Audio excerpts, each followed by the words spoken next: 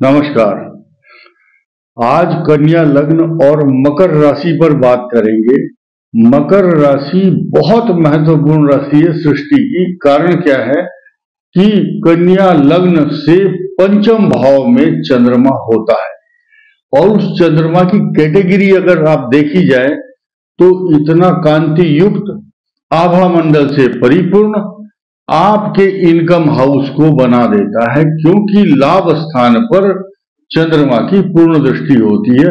और ग्रह भी मायने रखते हैं, लेकिन जीवन में दरिद्रता से बड़ा दुख कोई नहीं है, लेकिन दरिद्र नहीं होने देता मनुष्य को, क्योंकि धन स्थान पर दृष्टि होती है पूर्ण। और साथ ही साथ अब आपको बहुत आनंदित करने वाले शब्द सुनने पड़ेंगे कि आपका पंचम स्थान ज्ञान, बुद्धि, विवेक, आपकी संतान तथा हर प्रकार के सुख साधन मुहैया ज्ञान करा देता है। ज्ञान बहुत बड़ी चीज है। और साथ ही साथ इतना सुंदर कई कलाओं का, संगीत, अध्यात्म, हर प्रकार के ज्ञान, मल्टी टैलेंटेड व्यक्ति कहते हैं ऐसे व्यक्ति को। अब कन्या लगन में अगर चंद्रमा पंचम भाव में हो, मकर राशि हो, तो मकर राशि किस किस की होगी? उत्तराषाढ़ नक्षत्र के 3 चरण जिसके होंगे, इसमें जिसका जन्म हुआ होगा, और साथ ही श्रवण नक्षत्र और धनिष्ठा नक्षत्र के 2 चरण। इस स्थिति में आपको क्या करना है, अपनी कुंडली को मैच करना है। अब मेरे साथ मैं बताऊंगा कि कन्या लग्न और मकर राशि की आज की समय में क्या पोजीशन है। हम गोचर पर भी बात करेंगे, लेकिन आप ध्यान से सुने कि 4.5 वर्ष तक लगभग छोटा सा ही कार्यकाल होता है। सूर्य की दशा होती है, उत्तराषाढ़ नक्षत्र हो तो, और उसके बाद 10 वर्ष तक चंद्रमा और 7 वर्ष तक मंगल। 21 वर्ष की उम्र से पहले पहले मंगल की दशा समाप्त हो जाती है। उसके बाद 18 वर्ष राहु, और फिर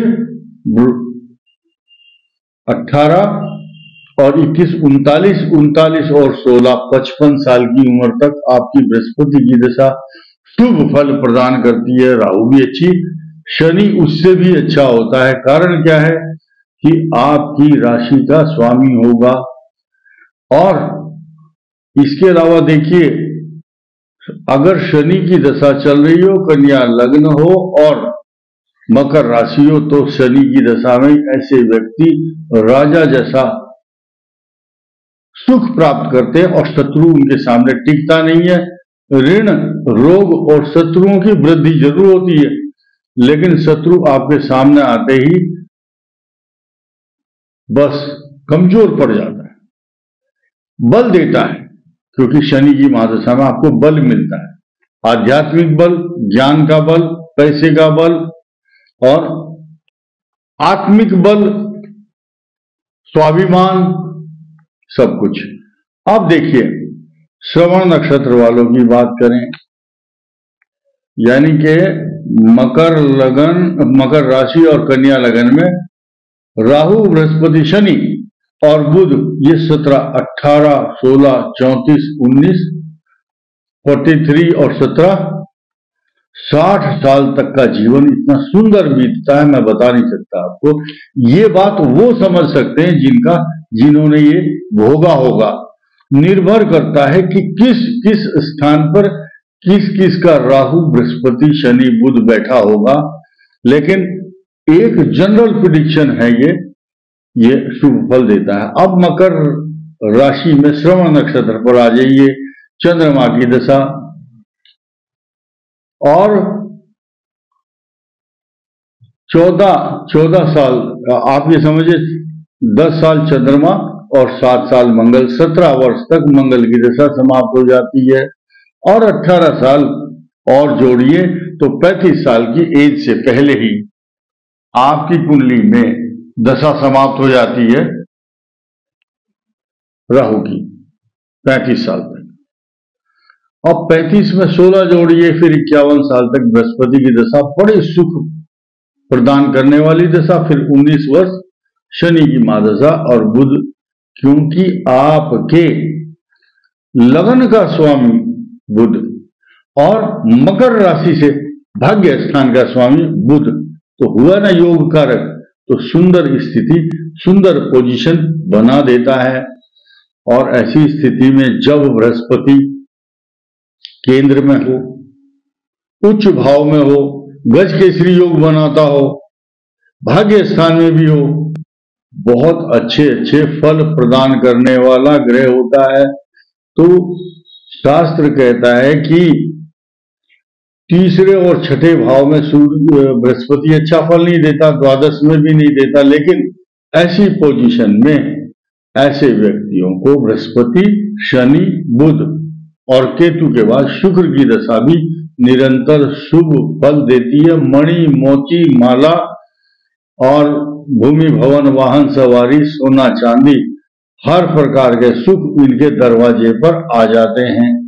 लक्ष्मी मेहरबान होती है। अब आइए धनिष्ठा नक्षत्र, मंगल की महादशा, कन्या लगन, मकर राशि, पंचम में चंद्रमा, लाभ स्थान पर दृष्टि होने के साथ साथ मंगल कहां का स्वामी होता है ये देखिए, तीसरे और अष्टम भाव का स्वामी।